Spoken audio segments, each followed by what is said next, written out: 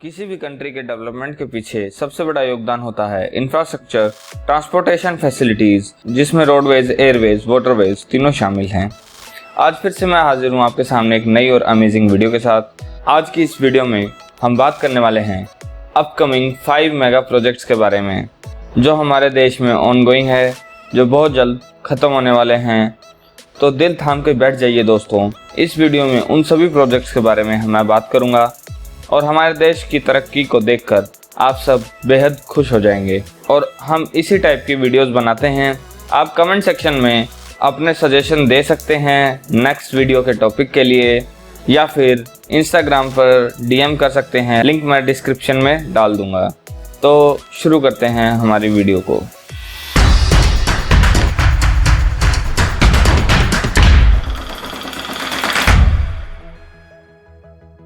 Number 5, Sagarmala project. Sagarmala project एक initiative है government of India का, जो कि इंडिया के लॉजिस्टिक सेक्टर को इन्हांस करेगा। इस प्रोजेक्ट में इन टारगेट्स को पूरा करने के लिए इंपोर्टेड इंफ्रास्ट्रक्चर इन्वेस्टमेंट को कम करने के लिए वाटरवेज और सी पोर्ट्स की कैपेसिटी को अनलॉक करने की परिकल्पना की गई है। इस प्रोजेक्ट के अंतर्गत इंडिया में जो एग्जिस्टिंग पोर्ट्स हैं उनको सबको मॉडर्न किया जाएगा और अपग्रेड किया जाएगा फ्यूचर के लिए।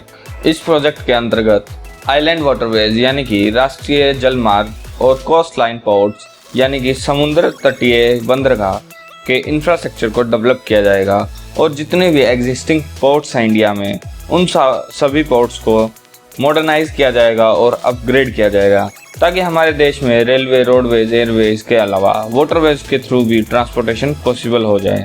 इस प्रोजेक्ट को कंट्रोल करने के लिए एक कमेटी का गठन किया गया है, जो है national Sagarmala apex committee NSAC। इस प्रोजेक्ट की शुरुआत 25 मार्च 2015 को कैबिनेट ने 12 पोर्ट्स और 1208 आइलैंड्स को डेवलप करने के लिए इस प्रोजेक्ट को मंजूरी दी। इस प्रोजेक्ट के अंतर्गत 6 नई मेगा पोर्ट्स का निर्माण किया जाएगा, जो कि वेस्ट बंगाल, ओडिशा, तमिलनाडु, कर्नाटका और महाराष्ट्र में सिचुएटेड होंगे। इस प्रोग्राम के अंदर 577 प्रोजेक्ट्स को बनाया जाएगा और सागरमाला प्रोजेक्ट की एस्टिमेटेड कॉस्ट है 10,29,000 करोड़ रुपीस अप्रोक्सीमेटली, और इस प्रोजेक्ट का कंप्लीशन टारगेट 2035 तक का है। Number 4, Bharatmala project. किसी भी देश की डेवलपमेंट के पीछे सबसे बड़ा रोल होता है ट्रांसपोर्टेशन, रोड नेटवर्क्स। आप किसी भी डेवलप्ड कंट्री को उठा के देख लीजिए, USA, चाइना, जर्मनी, रशिया, इन सब देशों में रोड नेटवर्क एकदम स्ट्रॉन्ग है। और भारत जैसे विशाल और इतनी आबादी वाले देश की डेवलपमेंट के लिए यही सच है कि हमें स्मूथ मूवमेंट के लिए डेवलप्ड रोड और हाईवे की ज़रूरत है। भारतमाला प्रोजेक्ट 2015 में इनॉग्रेट किया गया था। इस प्रोजेक्ट के अंदर मेन फोकस किया गया है कि देश के कोने कोने में हर जगह अच्छी क्वालिटी की रोड बनाई जाएं। इसमें हर रीजन की कनेक्टिविटी को बढ़ाया जाएगा, स्पेशली रूरल एरियाज को। इस प्रोजेक्ट का मेन गोल पैसेंजर्स या फिर ग्राउंड लेवल पे सिटीजन को होता है, और इसी के आउटकम के तौर पर इंडस्ट्रीज और बिजनेस को मदद करना भी है। यही जनरल पब्लिक इस प्रोजेक्ट के मेन बेनिफिशियरी है। इस प्रोजेक्ट के अंदर गोल्डन क्वाड्रिलेटरल ईस्ट से वेस्ट और नॉर्थ से साउथ कॉरिडोर को कंस्ट्रक्ट किया जाएगा, जो कि पूरी इंडिया को आपस में कनेक्ट करेगा। इस रूट के जरिए लॉजिस्टिक कॉस्ट भी काफ़ी कम होगी और सामान को लाना ले जाना काफ़ी आसान हो जाएगा। और अभी जो मेरे देश में इतने हाईवेज बन रहे हैं तेजी से, मैक्सिमम इसी प्रोजेक्ट्स का हिस्सा हैं। इसका काफ़ी बड़ा पोर्शन कंप्लीट हो चुका है और बाकी बचा हुआ कंप्लीट होने वाला है। इस प्रोजेक्ट का टोटल बजट 6,92,324 करोड़ रुपीस के आसपास है अप्रोक्सीमेटली, और ये 2022 तक कंप्लीट होने का अनुमान है। नंबर 3, चार धाम हाईवे प्रोजेक्ट। चार धाम एक्सप्रेसवे को PM मोदी द्वारा इनॉग्रेट किया गया था 2016 में। इस हाईवे को उत्तराखंड में बनाया गया है। जैसे कि नाम से पता चल रहा है, ये हाईवे चारों धामों को कनेक्ट करेगा, जिसमें केदारनाथ, बद्रीनाथ, गंगोत्री और यमुनोत्री चारों शामिल हैं।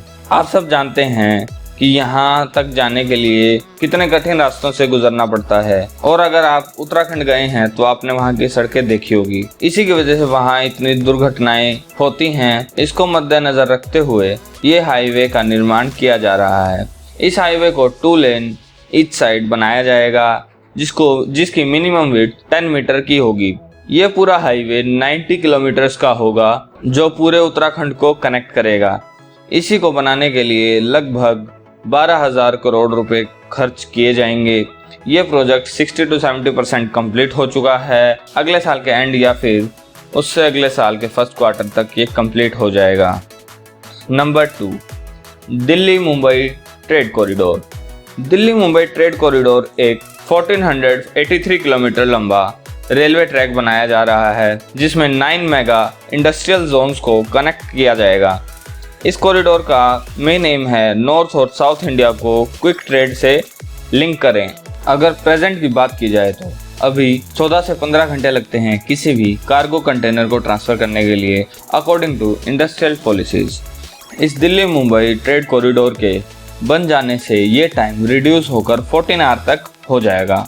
आपको बता दें कि डेडिकेटेड ट्रेड कॉरिडोर को केवल मालगाड़ियों के लिए बनाया जाएगा, जिसकी एवरेज ट्रैवल लॉजिस्टिक स्पीड भी बढ़ेगी और काफ़ी तेज़ी से माल को इधर उधर पहुंचा दिया जाएगा।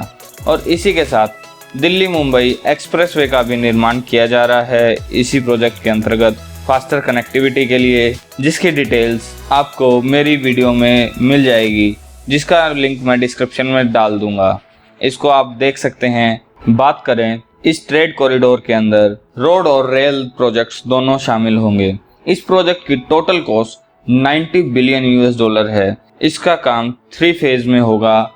फर्स्ट फेज 2025 तक होगा, सेकंड फेज 2032 और थर्ड फेज 2037 तक होगा। तो आप लोग कमेंट सेक्शन में बता सकते हैं कि कितना एक्साइटेड हैं इस प्रोजेक्ट को लेकर। Number 1, Mumbai trans harbour link. ये जो प्रोजेक्ट है वो बहुत ही इम्पोर्टेंट और एम्बिशियस प्रोजेक्ट है मुंबई और नवी मुंबई दोनों के लिए। एक बार इसका कंस्ट्रक्शन पूरा होने के बाद ये इंडिया का लॉन्गेस्ट ब्रिज बन जाएगा अबव सी। आप जानकर हैरान हो जाएंगे कि इस प्रोजेक्ट की कल्पना 1960 में की गई थी और लेकिन एक्चुअल में इसका काम 2018 में स्टार्ट हुआ है। आप देख सकते हैं 58 ईयर्स के बाद इसका काम शुरू हुआ, इतने लंबे डिले के बाद। ये प्रोजेक्ट मुंबई और नवी मुंबई को कनेक्ट करेगा। ये मुंबई की सेवरी से लेकर नवी मुंबई के चिरले गांव तक होगा। इस ब्रिज की टोटल लेंथ 22 किलोमीटर होगी। इस प्रोजेक्ट के कंप्लीट हो जाने के बाद मुंबई से नवी मुंबई का ट्रैवल टाइम 2.5 घंटे से रिड्यूस होकर आधा घंटा हो जाएगा और कनेक्टिविटी भी काफ़ी स्ट्रॉन्ग होगी। साथ ही में मुंबई, पुणे और नागपुर की कनेक्टिविटी भी काफ़ी इजी हो जाएगी। इस पर टोटल 6 लेन होंगी। हर रोड की विड्थ 27 मीटर की होगी। साथ ही में 2 emergency exit, edge strip, crash barrier भी होंगे। इस ब्रिज की design speed 100 kilometre per hour की होगी। पहले जो मुंबई टू नवी मुंबई जाने के लिए 2.5 घंटे लगते थे, वो इस ब्रिज के थ्रू सिर्फ आधे घंटे में पूरा किया जा सकेगा। इस ब्रिज के बन जाने के बाद 1 करोड़ लीटर फ्यूल की बचत होगी सालाना और साथ ही में ट्रैफिक पोल्यूशन भी काफ़ी रिड्यूस होगा। इस ब्रिज के बन जाने के बाद नवी मुंबई में डेवलपमेंट काफ़ी तेज़ी से बढ़ जाएगा और वहाँ की इकोनॉमी को बूस्ट मिलेगा। वहाँ पहले से ही नवी मुंबई इंटरनेशनल एयरपोर्ट का निर्माण शुरू हो चुका है, जो बहुत जल्द कंप्लीट होने वाला है। बात करें इस प्रोजेक्ट की टोटल कॉस्ट के बारे में, वो अभी 17,000 करोड़ रुपीस अप्रोक्सीमेटली बताई गई है और इस प्रोजेक्ट का कंप्लीशन टारगेट दिसंबर 2022 तक का है। होप ये बहुत जल्दी कंप्लीट हो जाएगा और लोगों को मुंबई टू नवी मुंबई जाने में काफ़ी आसानी मिलेगी। तो कैसी लगी आपको मेरी वीडियो दोस्तों? और अगर आपको हमारी वीडियोस पसंद आती हैं तो अपने सजेशन कमेंट सेक्शन में या फिर इंस्टाग्राम पे DM कर सकते हैं, जिसका लिंक मैं डिस्क्रिप्शन में दे दूंगा। और हमारे चैनल को लाइक, शेयर और सब्सक्राइब करना ना भूलें और बेल आइकन को ज़रूर दबाएं। धन्यवाद।